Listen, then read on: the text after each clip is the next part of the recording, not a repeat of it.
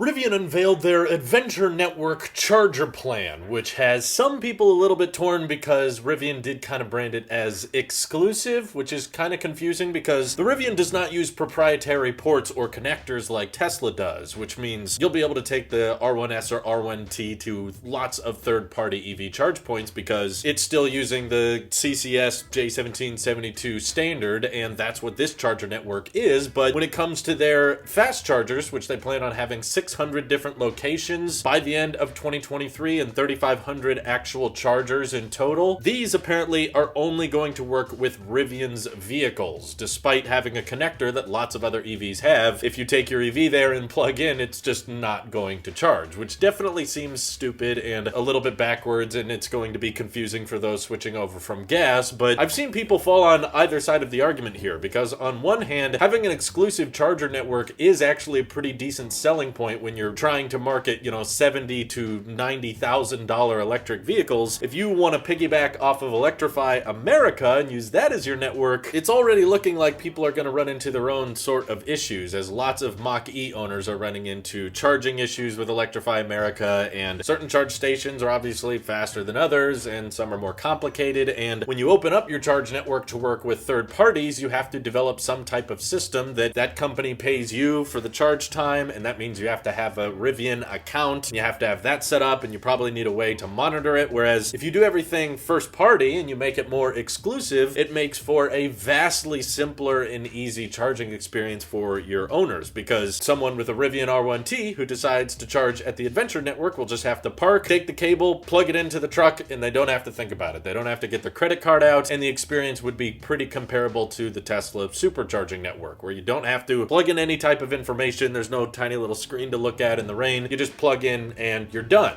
And the fact that it will only be people with Rivians at first, at least, is kind of a decent selling point, to know that you'll have your own charger network to pull from and you don't have to worry about other EVs clogging up your charger network. But at the same time, I totally agree. It feels very backwards for every single brand to start developing their own exclusive charge network, because now in the future you won't be able to just be like, oh, okay, let's stop at a charge station. No, it's like, oh wait, I gotta find the charge station for this specific car. That feels redundant, and of course we would like all of these different EV brands to start working together so that they can just improve the charger network as a whole. Kind of like how you don't have to go to a Ford gas station, because I don't even think that's really a thing, to fill up your Ford truck. You can just go to any gas station you need to and there's gas. But it's safe to say the electric vehicle transition is going to make things a bit more complicated than that, just in the US especially, because of all the different charger connectors we have to work with. But the benefit of being able to incorporate this charge network into the system's navigation when you're driving your Rivian is going to be very similar to driving a Tesla, as you just can see, oh, I gotta stop here, I gotta stop here, and you'll be able to charge pretty quickly. So these chargers at first are only going to be able to do 200 kilowatts, which is still pretty fast, not slow by any means, but Tesla's V3 superchargers can peak around 250, but once you're charging at that high a rate, it becomes more about how long you can sustain those speeds, not so much how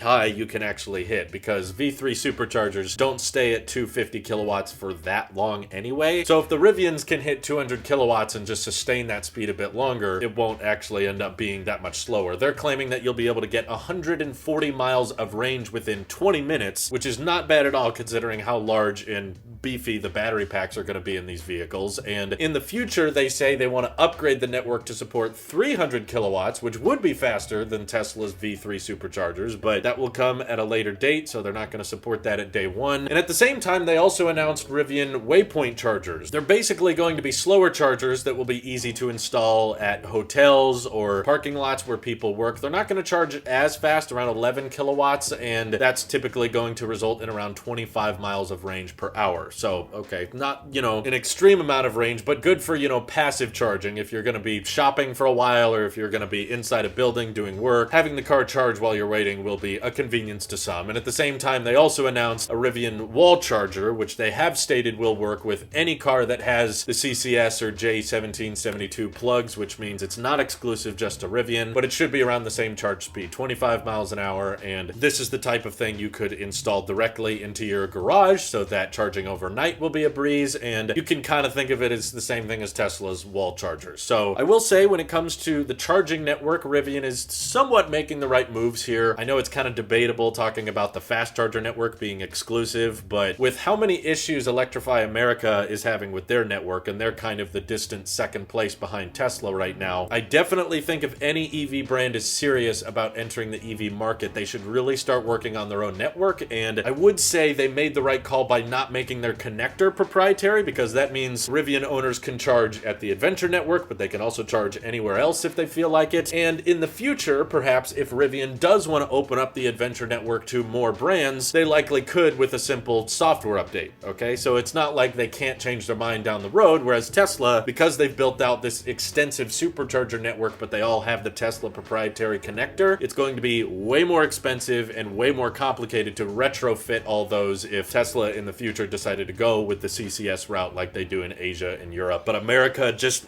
they could not agree upon a standard soon enough, so that's why we're in this situation. But if you are going to start your own Adventure network, but you still want some exclusivity because your vehicles are going to be higher price and you want that seamless experience of being able to plug in your vehicle and not have to think about it, this is probably the best way to go. So many of you are probably going to dock them and hate them for making it exclusive, but I'll say, you know, if you're going to start with $75 to $80 to $90,000 vehicles, having some exclusive benefits that give supercharger-like security, like knowing that, okay, there's going to be chargers that are built for me and built for this car, and I know for sure they're going to work, and I know they're going to charge at a certain speed, they're even built into the navigation system, I would say, at first at least, this is the right call. Down the road, hopefully Rivian can open it up, but again, the thing you don't want is to build out a charger network that is always going to be filled with slow charging EVs, and by making it exclusive, they prevent that from happening. So say what you will about Rivian, I think they made the right call here, and I'm glad that they're showing how many different locations they want to install in, and I hope they can just grow it as fast as possible. I think by the end of 2023, 600 different locations seems a little bit slow. I know in the grand scheme of things it's still really fast, but with the severe advantage Tesla has right now with the supercharger network, I would say everybody's got to catch up a bit. So I would recommend Lucid, Porsche, everybody, just work as hard as you can on expanding your own charger network. Use third-party connectors and make it exclusive if you want, but down the road be willing to open it up for all. Thank you all for watching. Hope you have an excellent rest of your day. Take care.